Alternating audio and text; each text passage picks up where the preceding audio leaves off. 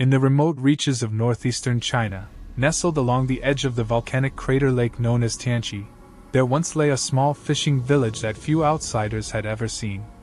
The village was quiet, modest, and surrounded by thick forests and jagged mountain peaks. For centuries, the villagers had lived simple lives, fishing the lake's waters, tending to their small farms, and following the rhythms of the seasons. Yet in the early months of 1952, something inexplicable occurred, something that would turn this secluded settlement into one of the most enduring mysteries of modern Chinese history. The village of Tianchi was home to roughly 70 families. Its structures were traditional wooden houses, tightly clustered along narrow dirt paths that wound between the water and the foothills. Smoke curled from stone chimneys each morning, and the air was filled with the scent of pine, lake water, and cooking fires. The villagers were self-reliant, wary of outsiders, but known for their hospitality to those rare travelers who found their way to the lake. They were farmers, fishers, and artisans. They held festivals on the lunar calendar, sang songs of harvest, and celebrated marriages and births with simple ceremonies. Life here seemed insulated from the larger political upheavals of the 20th century. Yet history, it seemed, would not leave them untouched. The early 1950s were turbulent years for China. The nation was emerging from decades of war and unrest, consolidating power under the new communist government. The northeastern borders, near North Korea, were heavily militarized, and the region was often closed to outsiders. It was a place where rumor and official records rarely aligned, and where secrecy was a tool wielded by both authorities and the locals themselves. Tianchi, despite its remoteness, was not immune to these forces. In February of 1952, the villagers went about their daily routines as they always had. Fishermen took their boats onto the still waters, farmers tended to winter crops, and children played along the shore under the watchful eyes of their elders. Yet something that night disrupted the natural rhythm of the village. According to reports collected years later, no one remembers seeing any unusual signs. The lake was calm, the wind quiet, and the moon hung low and silver over the crater. And yet by morning, the village had vanished. It was not a slow disappearance, nor one that could be explained by migration or natural disaster alone. Houses were left unlocked, fires burned in hearths, meals remained uneaten on tables. Nets were still strung along the docks, some still tangled with fish, as if their owners had vanished mid-task. Pets wandered alone through the empty lanes, and the gates of the cemetery were wide open, the graves untouched. There was no trace of struggle, no bodies, and no explanation that made sense. When local authorities first arrived, they were met with an eerily silent scene. The village was intact yet empty. They combed the forests, searched the lake, and questioned neighbors in nearby towns. Official reports later claimed that the villagers had been relocated due to border security concerns, part of a larger campaign to consolidate small settlements. Yet these documents were sparse, contradictory, and contained details that didn't align with what was found on the ground. The relocation story seemed insufficient to explain the total disappearance, especially given that all personal belongings were left behind, including tools, livestock, and even cash stored in wooden boxes. Over the following weeks, investigators began to uncover small clues that hinted at something more sinister. Footprints were found leading from the village to the lake, but they stopped abruptly at the water's edge. Small items, pots, baskets, and clothing, were scattered in the surrounding forest, as though the villagers had fled in haste. But there were no signs of fear or struggle, no broken doors or overturned furniture. The scene suggested that the villagers had left voluntarily, yet their sudden departure defied all logic. Decades later, historians and researchers have examined the case using declassified files and testimonies from soldiers stationed near the area at the time. Some of these files indicate that the Chinese military had conducted covert operations in the region, though the nature of these operations remains unclear. Eyewitness accounts suggest that unusual activity was observed near the lake during the days leading up to the disappearance. Lights were seen moving across the water at night, and distant explosions or rumbling were reported by those living in nearby settlements.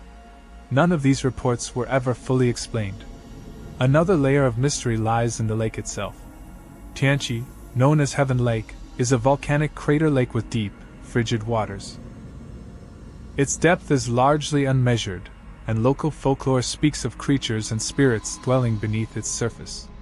Some villagers, in accounts collected much later, claimed that the lake had always held a certain danger, an unease that outsiders could not perceive. They spoke of sudden mists rising over the water, strange shapes moving beneath the surface, and an unnatural silence that fell over the area at times when the wind shifted in particular ways. While these stories cannot be verified, they add a chilling texture to the already inexplicable events of 1952. In the years following the disappearance, expeditions were mounted to understand what had happened. Journalists, researchers, and curious travelers attempted to locate remnants of the village. Some discovered overgrown paths leading to foundations of homes, stone chimneys half buried in undergrowth, and tools rusted by decades of rain. Others claimed to have seen faint lights on the water late at night, or to have heard voices carried across the lake from nowhere. Every account, however, remained anecdotal, leaving more questions than answers.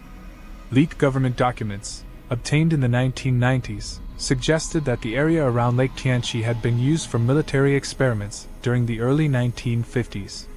Some files implied that chemical testing or secret training operations had taken place, though the specifics were redacted. Historians who have studied these documents believe that it is possible the villagers were forcibly removed as part of these experiments, though no official confirmation exists. These revelations have only deepened the mystery, hinting at a darker explanation behind the disappearance. Local legends add yet another layer to the story. Fishermen have told of a white fog that appears over the lake during winter months, sometimes swallowing entire boats. Villagers from nearby towns describe strange shapes moving beneath the water and faint cries echoing across the mountains. While some dismiss these tales as superstition, others believe they may be connected to the events of 1952, suggesting that whatever happened to the village may have been beyond human understanding. Modern researchers have attempted to use satellite imagery and underwater exploration to investigate the lake. The waters remain largely uncharted, with sudden drops and underwater vents creating treacherous conditions. Sonar scans have revealed anomalies, objects appearing to move with no identifiable cause, and pockets of air or gas rising from the depths. While none of these findings directly explain the disappearance, they serve as a reminder that the lake itself may hold secrets still inaccessible to science. In interviews with descendants of the vanished villagers, a pattern emerges. Some families claim to have received letters or messages in the decades after 1952, sometimes warning them not to search for their lost relatives. Others recount dreams of the village, of mist-shrouded streets and empty homes, as though their ancestors were trapped between worlds. These accounts are fragmentary, haunting, and impossible to verify, but they contribute to the enduring sense of unease surrounding Lake Tianchi. The political context of the era cannot be ignored.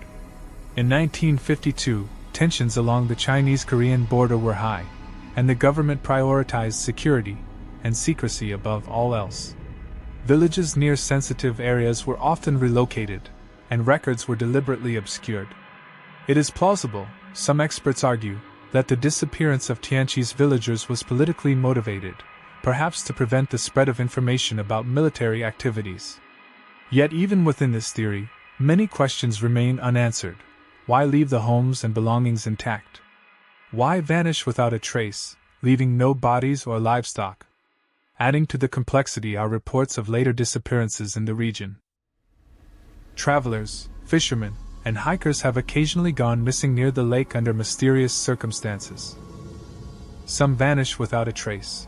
Others are found days later, disoriented and unable to explain what happened.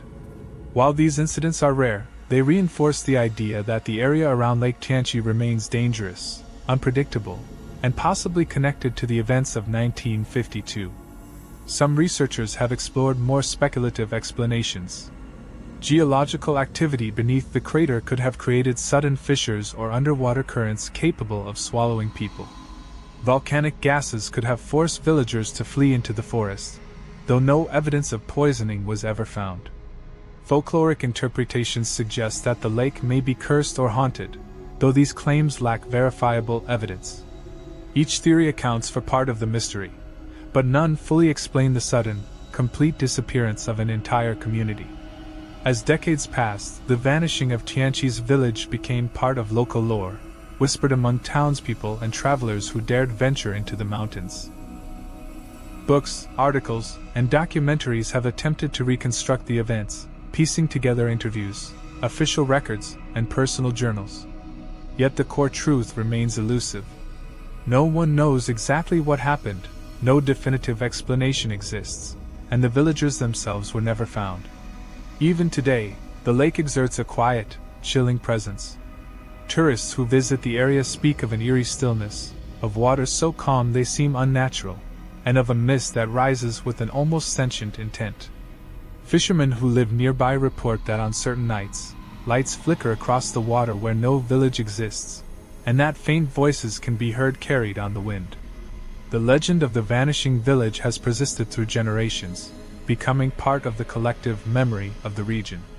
The story of Lake Tianchi is more than a mystery of lost people. It is a tale of isolation, secrecy, and the unknown. It is a reminder that even in the modern world, where maps, records, and satellites exist, there remain places that defy understanding. The vanishing village challenges assumptions about human behavior, government transparency, and the limits of our knowledge. It forces us to ask questions that may never be answered. What really happened in 1952? Where did the villagers go? And could such an event happen again? In the end, the vanishing of Tianchi's village remains an enigma, a silent echo of lives interrupted and stories untold. Scholars, adventurers, and curious minds continue to investigate, but each answer seems to generate more questions. The lake keeps its secrets close, and the mountains around it stand as silent witnesses to an event that may never be fully explained. The villagers of Lake Tianchi, wherever they went, left behind only their homes, their tools, and the memory of a quiet community that vanished overnight. And in the mist that rises from the lake each morning, some claim that if you listen closely, you can still hear the faint sounds of a village that should not have disappeared, a reminder that some mysteries are eternal, and that some truths, no matter how sought, may never be uncovered.